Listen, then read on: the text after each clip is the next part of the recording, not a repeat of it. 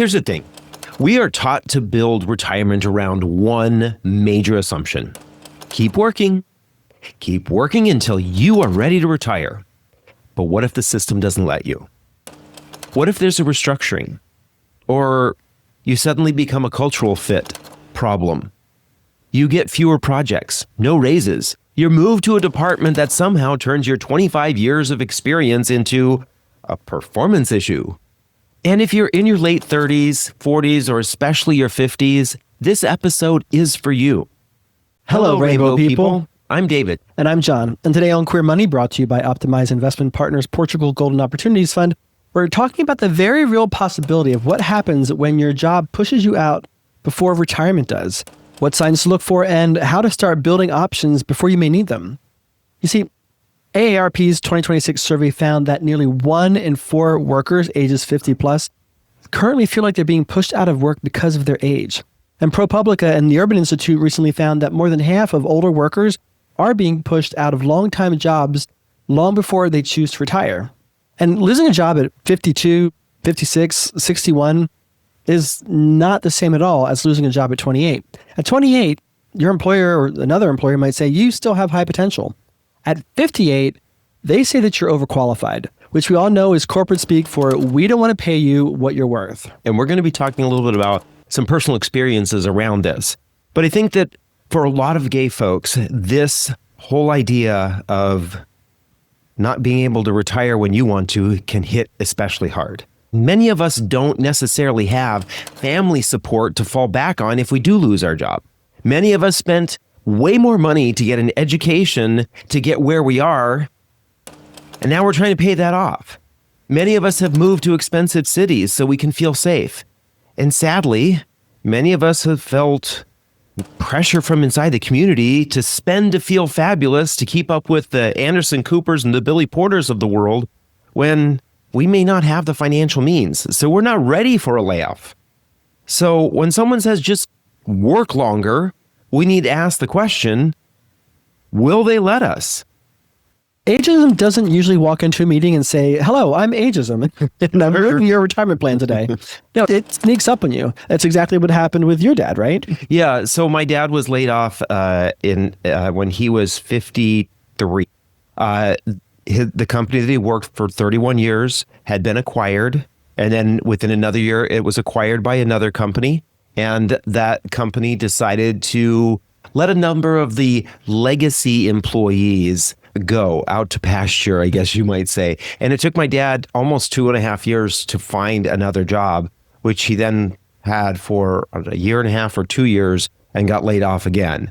And that's when he said, okay, I've had enough. Right. You're not always the architect of your retirement timeline. Same thing happened with a close friend of ours that I used to work with. He was pushed out not that long ago, long before he was prepared to financially and even physically. He still wanted to work. It was his entire identity. And they pushed him out, and he's been able to make ends meet, but it wasn't necessarily what his plan was. And it just goes to show that you don't get to control all of this. A similar story happened to us.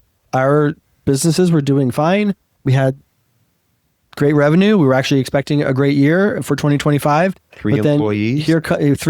Here comes Donald Trump into office, and suddenly we're a pariah in media and corporations. They don't want to hire somebody who's too overtly gay. They don't want to hire influencers who are too outside of the norm of what the administration is comfortable with. So we've kind of had to completely restructure our own business and in part retire early ourselves. Right. Yeah. And the thing is that I think the thing is you don't know where it's coming from. I think that's the whole point here, especially for certain industries, right? It can start in your late 30s and 40s. It can be something like being in tech, in media, in marketing, corporate leadership, finance. There are a lot of different industries. They are obsessed with being young, being fast, being digital, being nimble, being AI native. And so anyone that's over the age of 45, they think that they're typing on a stone tablet with a by candlelight, right? These companies, they know really well. And I will say a lot of HR departments must work on wordsmithing this. They really know how to dress ageism up in all sorts of words that make it sound like, or actually probably protect them from having some sort of ageism lawsuit. You know, A restructuring happens. We are doing some cost cutting. There's a cultural fit, future skills alignment, all of these kinds of things, right? These are the things that kind of allow these departments to push people out. So your assignment is, for lesson number one, is to start paying attention to this. Learn how companies do this and pay attention to see if you feel like this might be happening to you. Here's the thing. Your experience may and probably is valuable, but to corporate America, it may also look expensive. You have a higher salary, more vacation, higher healthcare costs, but you also have stronger boundaries, institutional knowledge, confidence, and memory. Then companies may ask, can we get this in a cheaper, younger, quieter, prettier, maybe even automated package? Can we hire someone who will work longer hours, ask fewer questions, accept less money, and not remember what we promised them back in 2017? That's the economic logic. And now AI gives companies an even more profound excuse. We're modernizing. We're becoming more efficient. We're restructuring. Although the tone seems to be changing on Wall Street. Yeah. Maybe AI is not all it's cracked up to be. So if you get laid off, you may be able to get that job back. Right. Well, and the translation of this is that, guess what? We found a spreadsheet that says fewer people make margins prettier. Absolutely. And what do prettier margins do?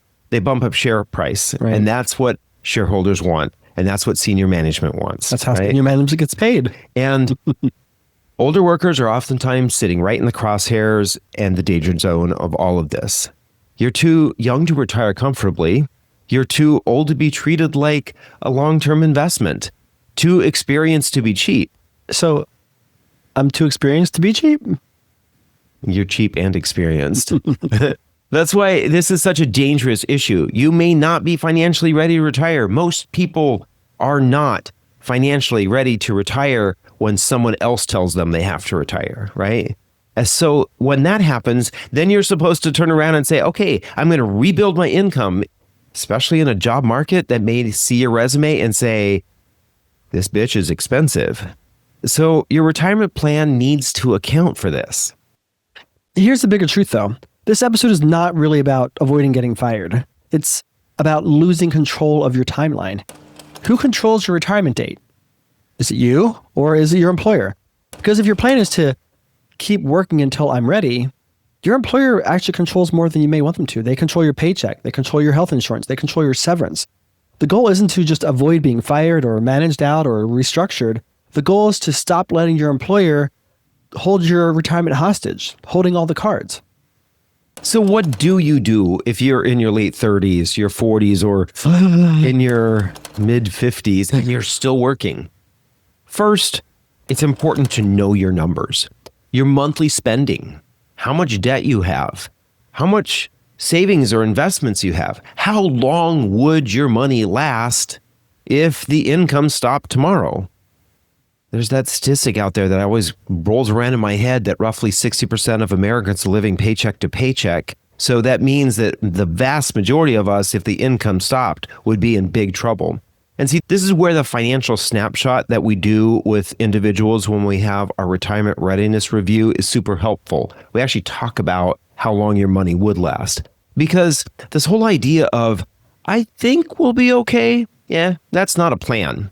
That actually is a guess with a hint of confidence in it, not confidence itself. Second, build an income bridge. That might include cash savings, a taxable brokerage account, restructuring your current portfolio, part-time work, consulting, fractional work, rental income, a small business, moving to a lower cost city, or retiring abroad sooner than you may have expected. Speaking of retiring abroad, imagine having European passport and jet setting across the Shenzhen region.